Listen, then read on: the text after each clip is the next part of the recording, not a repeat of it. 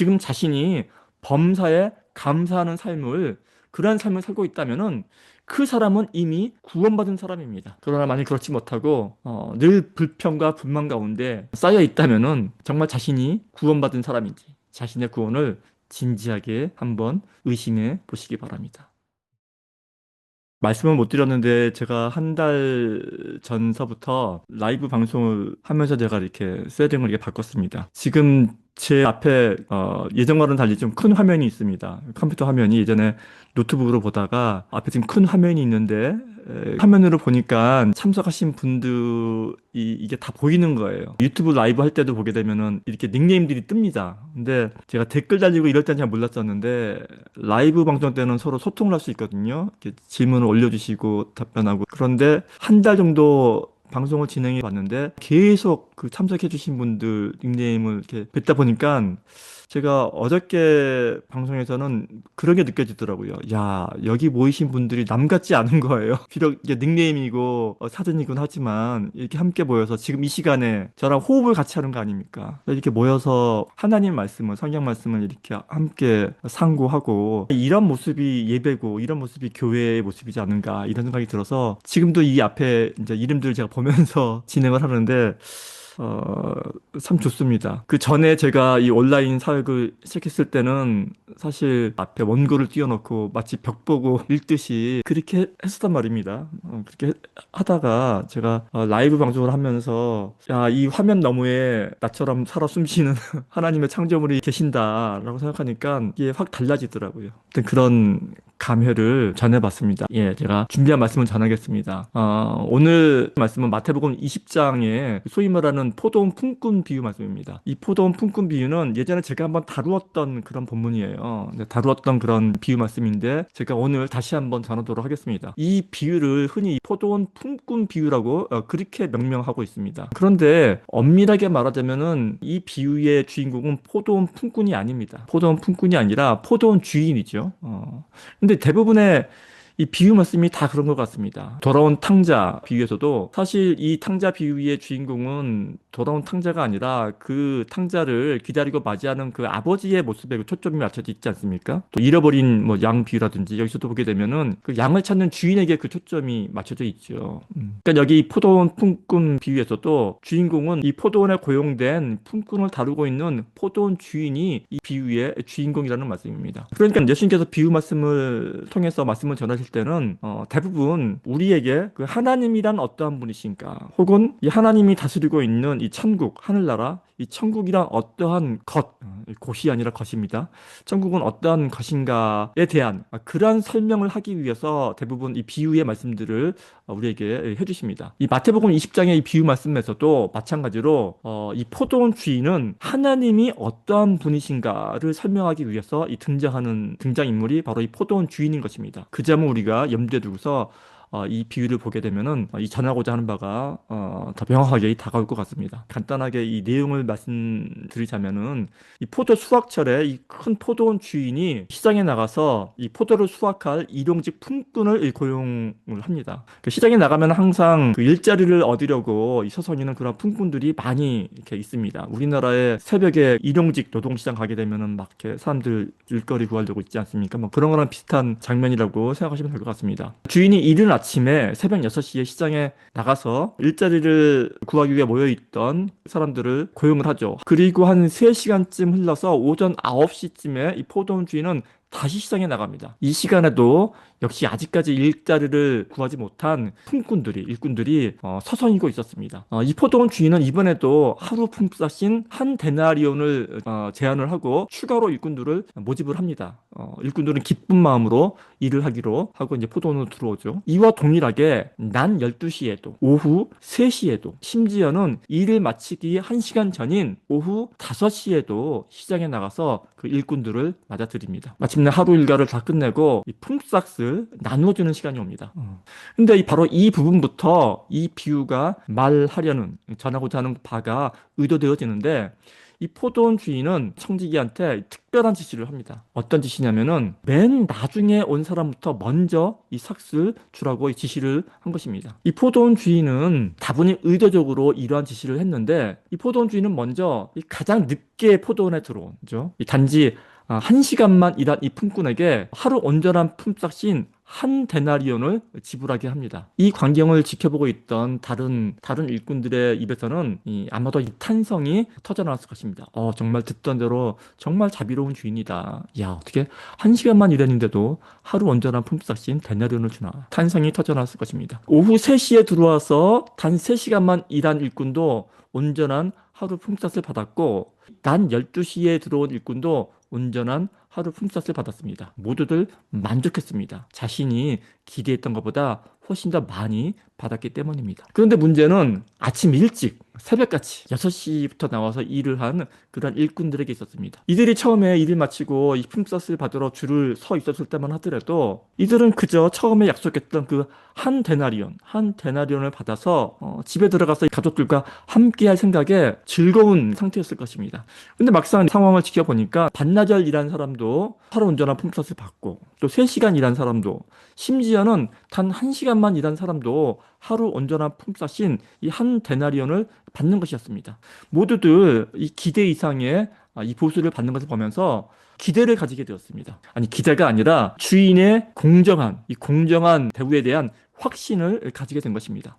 모두들 하루 품삯의 일을 하지도 않았는데도 불구하고 이 하루 온전한 이 품삯을 받았으니 그것과 비례해서 정말 새벽 6시부터 하루 온종일 이 한낮의 뜨거운 열기를 다 참아가면서 일을 한 자신들에게는 그보다 더 많은 품삯, 그보다 더 많은 것을 받는 것이 당연하다고 생각했기 때문입니다. 그러나 기대와는 달리 자신들이 실제 받게 된 보수는 처음에 약속했던 이 한 데나리온 뿐임을 알게 되자 이들의 불만이 터져 나오게 된 것입니다. 사실 포도원 주인의 이러한 처사는 상식적으로 생각할 때에도 그리 공평하지 않은 처사입니다. 이 같은 직장에서 똑같은 일을 했는데 어떤 사람은 빈둥빈둥 놀다가 단 1시간만 일을 하고 똑같은 월급, 똑같은 임금을 받는다면은 사실 어느 누구라도 이와 같은 불만을 토로하게 될 것입니다. 공평하지 않기 때문입니다. 이들이 이러한 불만을 가지게 된 것은 그 포도원 주인의 잘못이 큽니다.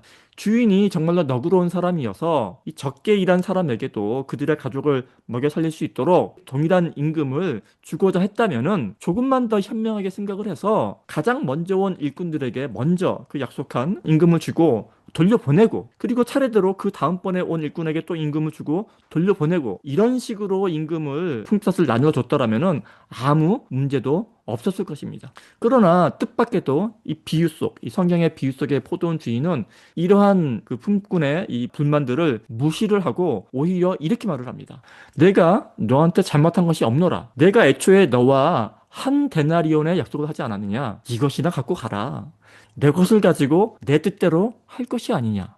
어떻게 본다면은 이 말은 야, 내 돈 가지고서 내가 내 맘대로 하는데 네가 뭔 상관이냐?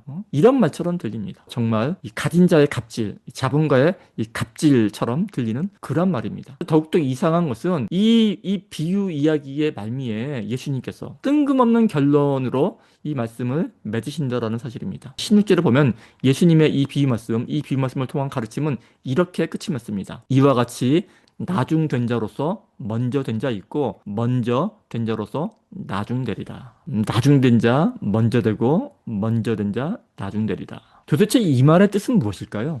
그리고 이 말씀이 앞서 말한 이 포도원 비유 말씀과 어떤 연관이 있을까요? 사실 그래서 이 마태복음 20장의 이 포도원 품꾼 비유 이야기는 이 먼저 된 자 나중되고 나중된 자 먼저 된다라는 이 말씀을 설명하기 위한 그러한 비유 말씀이라고 봐도 무방한 그러한 비유 말씀입니다. 이 말씀을 바로 이해하기 위해서는 먼저 이 말씀이 등장하게 된 배경부터 한번 살펴볼 필요가 있습니다. 이 이야기의 배경이 되는 이 앞선 19장에는 어떤 재물이 많은 부자 청년에 관한 이야기가 나옵니다. 흔히 부자 간원이라고 부르는 청년의 이야기입니다. 이 부자 청년은 예수님께 찾아와서 이렇게 묻습니다. 선생님이여, 내가 무슨 선한 일을 하여야 영생을 얻으리이까? 이 말의 뜻은 그러니까 구원에 관한 질문입니까? 이 청년은 지금 자신의 구원에 대하여 예수님께 질문을 하고 있는 것입니다. 그러자 예수님께서는 이 청년에게 이런 말씀을 해주십니다. 율법책에 기록된 모든 계명, 즉 이 도둑질하지 말라, 거짓지 말라, 간음하지 말라, 내 부모를 공경해라, 또 내 이웃을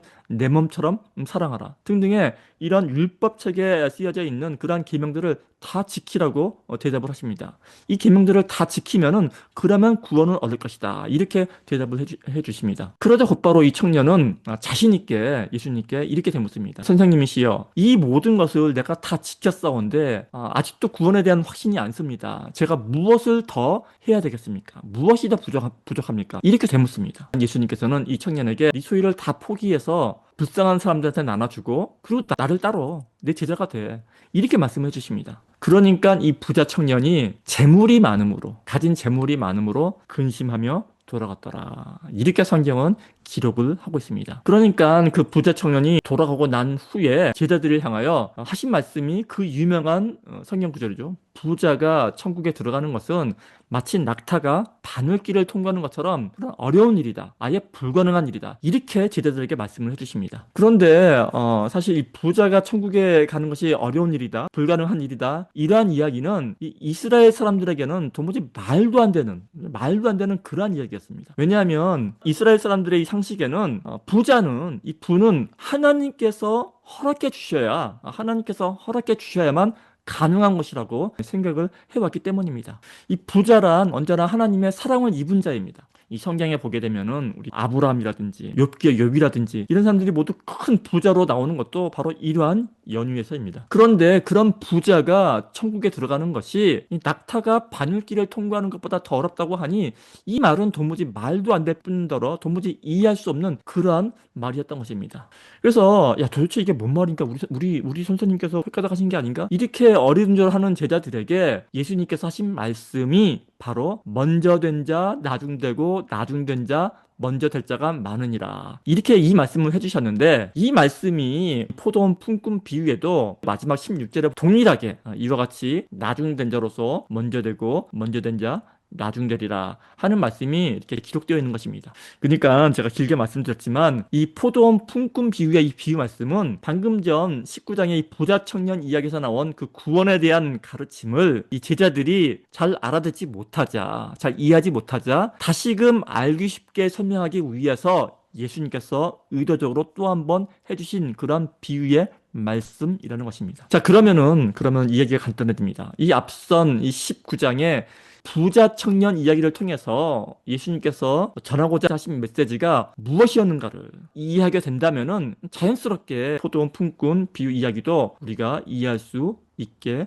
된다라는 말씀입니다. 이 마태복음 19장의 이 부자 청년 이야기의 핵심은 구원에 관한 것입니다. 구원이란 그 부자 청년이 오해하고 있는 것처럼 우리가 무엇인가를 해서 그 대가로 얻을 수 있는 그런 것이 아니라는 것입니다. 만약에 그 부자 청년처럼 내가 무엇인가를 열심히 해서 노력을 해서 구원을 얻어내겠다고 그렇게 생각을 하고 있다면은 그 생각이야말로 마치 낙타가 바늘길을 통과하는 것만큼이나 어려운 일, 즉 불가능한 일이라는 것입니다. 성경에서는 구원을 중생, 거듭남이라는 말로도 표현을 하는데 중생과 거듭남이라는 말은 다시 태어난다는 말이죠. 거듭 태어난단 말입니다. 세상 천지에 자신의 노력으로 태어나는 사람은 없습니다. 태어나는 일은 오로지 부모로부터 받은 은혜입니다. 이 구원이 은혜라는 말은 바로 이런 뜻일 것입니다. 그러나 우리는 이런 사실을 뻔히 알고 있으면서도 정작 이 삶 가운데서는 이 부자 청년과 같이 무엇을 해서 구원을 얻는 것으로 여깁니다. 무엇을 해야 구원을 얻을 수 있을지 늘 궁금해하며 또 근심하며 살아가는 것이 바로 우리들의 모습일 것입니다. 이러한 사실은 예수님 당시에 그 제자들도 마찬가지였습니다. 그들은 비록 자신들은 이 부자 청년과 다르다고 생각을 했겠지만 구원이란 것이 그들이 행한 어떤 일에 대한 대가, 이 보상으로 생각한다라는 점에서는 그 부자 청년과 하등 다를 바가 없다는 말씀입니다. 오늘날에도 이 대부분의 크리스찬들은 이 구원을 은혜가 아닌 우리가 하나님께 해드린 그 어떤 행위, 그것이 헌금이 되었던 선한 행위가 되었던 심지어는 예배가 되었던 어떤 신실한 신앙 생활이 되었던 간에 그것에 대한 보상, 대가나 보상으로 여기는 경향이 있습니다. 바로 이 점에 있어서 이 포도원에 이른 아침에 와서 온종일 일을 한 일꾼들도 마찬가지였을 거라는 말씀입니다. 그들도 이 한 데나리온이 하루 종일 일한 일에 대한 당연한 보상, 즉 자신의 마땅한 권리라고 생각을 했을 것이고, 그 권리가, 그 보상이 공평하지 않다고 생각되어졌을 때 불만이 생겨났던 것입니다. 그러나 우리가 다시 한번 이 냉철하게 생각을 해본다면은, 공평과 정의를 떠나서 그 일거리를 허락한 그 포도원 주인이 없었더라면은 그들은 그저 다른 사람들과 마찬가지로 저 시장에서 하루 종일 서성이다가 그날 저녁 빈손으로 집에 돌아갈 수밖에 없었던 그런 무력한 존재였을 것입니다. 포도원에서 그들에게 일거리를 주고 안 주고는 오로지 이 주인의 몫입니다. 오로지 주인의 마음입니다. 우리의 노력이나 우리의 의지로 얻을 수 있는 것이 아니라는 말씀입니다. 우리는 우리가 이 대가로서 마땅히 받을 수 있는 것에 대해서 은혜라는 말을 사용하지 않습니다. 그런 것을 은혜라고 부르지 않습니다. 우리가 마땅히 당연히 받을 것이 있다면은 그것은 은혜가 아니고 삭시요 보수일 뿐입니다. 너무나도 당연한 이야기지만, 그러나 우리는 늘 이 점에서 흐리멍텅해지기 일쑤입니다. 우리는 늘 구원은 은혜다, 하나님의 은혜다 노래를 부르면서 늘 은혜라고 말을 하면서도 정작 하나님에게는, 하나님 제가 이만큼 했으니, 제가 헌금도 많이 했고요, 예배도 한 번도 안 빠졌고요, 이만큼 내가 열심히 신앙생활을 했으니 그에 마땅한 구원을 주세요, 그에 마땅한 보수를 주세요, 이렇게 요구를 한다라는 것입니다. 그렇게 하다가도 조금이라도 자기 마음에 들지 않는다면, 조금이라도 이게 공평하지 않다고 생각이 든다면은, 하나님 도대체 이럴 수가 있습니까? 하나님 정의로우신 공의로우신 하나님이 도대체 이럴 수가 있습니까? 하고 분노하기가 일쑤라는 말씀입니다. 우리는 늘 은혜에 감사하는 자가 되기보다는 자기 몫을 먼저 따지는 그런 불평하는 자인 것입니다. 그러나 이 불평하는 자에게는 만족함이란 있을 수 없습니다. 그리고 이 만족함이 없는 자에게는 감사함이 있을 수 없습니다. 이 아침 일찍부터 새벽 6시부터 포도원에 나와서 일을 하게 된 사람들도 처음에는 아마도 이 감사한 마음 뿐이었을 것입니다. 그 당시에 그 아침부터 일거리를 탁 잡게 된 것은 이 퍽이나 운이 좋은 일이었기 때문입니다.